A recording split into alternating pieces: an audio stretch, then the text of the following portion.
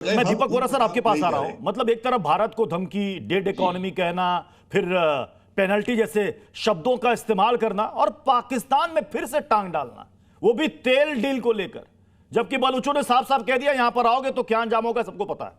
दीपक Vora sir, आपने बिल्कुल सही फरमाया सर, ब्रिलियंट एनालिसिस। अभी सजीवा साहब की बात सुन रहा था कि हमें ये करना है, वो करना है, वो जो कुछ करना है हम करेंगे। सर, हम चाणक्य की संतान हैं, हम गाली गलौच में विश्वास नहीं करते हैं।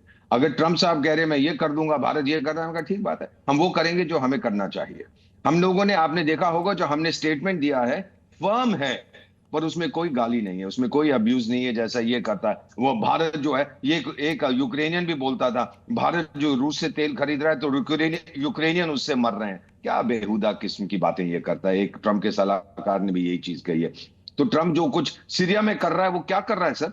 वहां पे मोहब्बत कर रहा है। एक आतंकी होता था वहां पर, उसको डार्लिंग डार्लिंग बना के तो प्रेसिडेंट बना दिया वहां का।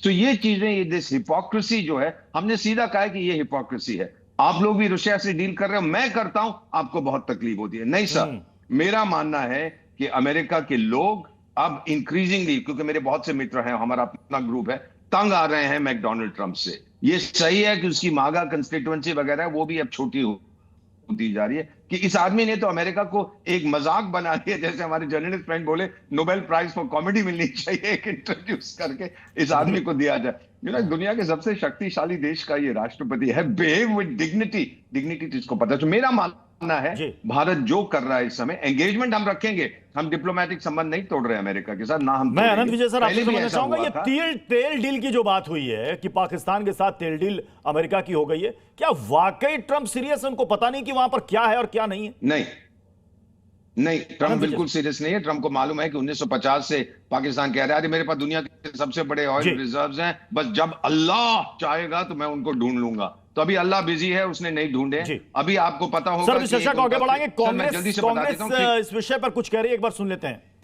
जयराम रमेश कुछ कह रहे हैं। ये बिल्कुल साफ हो गया है कि हमारे रिश्ते जो अमेरिका के साथ बहुत बिगड़े गए हैं। प्रधानमंत्री टॉप की बात करते हैं, टॉप। हमेशा एक बारी उन्होंने टीवी पर आके कहा टॉप, यानी कि टोमेटो, अनियन, पोटैटो। मैं आज उनको कहता हूं आज कैप। चाइना, अमेरिका, पाकिस्तान, तीनों चुनौतियां बन गई हमारे लिए। पहले तो हम समझते थे कि सिर्फ चीन और पाकिस्तान की जुगलबंदी थी। अब देखिए अमेरिका क्या कर रहा है भारत को। तो इस दोस्ती का बहुत कीमती निकला है। किस तरीके का रिस्पांस सर आप देखते हैं? अपोजिशन चाहती है भारत की सरकार, हमारी सरकार जो है, किस तरीके का रिस्पांस होना चाहिए? क्योंकि ये देखिए बड़ा सवाल तो हो रहा है, जहां अमेरिका भी हम नहीं, सारी जिम्मेदारी विपक्ष पर क्यों डालते हैं? सरकार से पूछे ना। अभी आपने सुना आनंद विजय सर, जयराम रमेश कह रहे हैं कि पहले तो चीन पाकिस्तान थे, अब अमेरिका से भी चुनौती हमें मिल रही है। आनंद विजय सर। नहीं, जयराम रमेश ठीक कह रहे हैं, चुनौती मिल रही है तो चुनौतियों में ही तो कोई खड़ा होगा।